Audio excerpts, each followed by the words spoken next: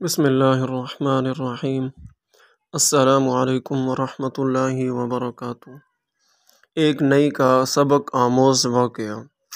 ایک گاؤں میں غریب نئی رہا کرتا تھا جو ایک درخت کے نیچے کرسی لگا کے لوگوں کی حجامت کرتا تھا۔ مشکل سے گزر بسر ہو رہی تھی۔ اس کے پاس رہنے کو نہ گھر تھا، نہ بیوی تھی، نہ بچے تھے۔ صرف ایک چادر اور ایک تکیہ اس کی ملکیت تھی۔ جب رات ہوتی تو وہ ایک بند سکول کے باہر چادر بچھاتا، تکیہ رکھتا اور سو جاتا۔ ایک دن صبح کے وقت گاؤں میں سیلاب آ گیا۔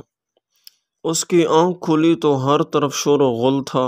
وہ اٹھا اور سکول کے ساتھ بنی ٹینکی پر چڑھ گیا، چادر بچھائی، دیوار کے ساتھ تکیہ لگایا اور لیٹ کر لوگوں کو دیکھنے لگا۔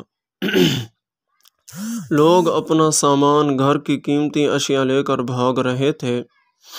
کوئی نقدی لے کر بھاگ رہا ہے، کوئی زیور، کوئی بکریاں تو کوئی کچھ قیمتی اشیاء لے کر بھاگ رہا ہے۔ اسی دوران ایک شخص بھاگتا آ رہا تھا۔ اس نے سونے کے زیور، پیسے اور کپڑے اٹھا رکھے تھے۔ جب وہ شخص اس نئی کے پاس سے گزرا اور اسے سکون سے لیٹے ہوئے دیکھا تو غصے سے بولا، اوے ساڑی ہر چیز اجڑ گئی ہے، ساڑی جان تے بنی ہے تے تو اتھے سکون نال لمحہ پیا ہوئے ہیں۔ یہ سن کر بولا، لالے اج تے غربت دی آئی ہے چس۔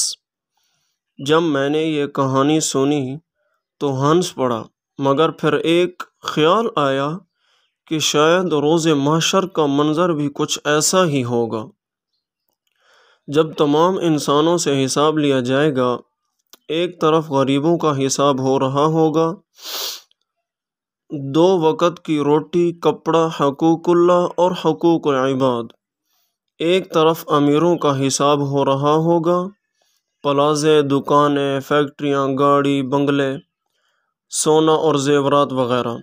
ملازم پیسہ، حلال حرام، عیش و آرام، زکوٰۃ، حقوق اللہ، حقوق العباد، اتنی چیزوں کا حساب و کتاب دیتے ہوئے پسینے سے شرابور اور خوف سے تھر تھر کانپ رہے ہوں گے۔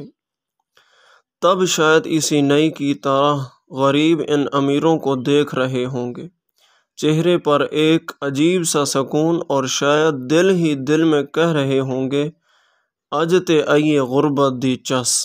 اللہ تعالیٰ سے دعا ہے کہ اللہ تعالیٰ ہمیں ہر نعمت کا شکر ادا کرنے کی اور اللہ کی رضا کے مطابق استعمال اور تقسیم کرنے کی توفیق عطا فرمائے۔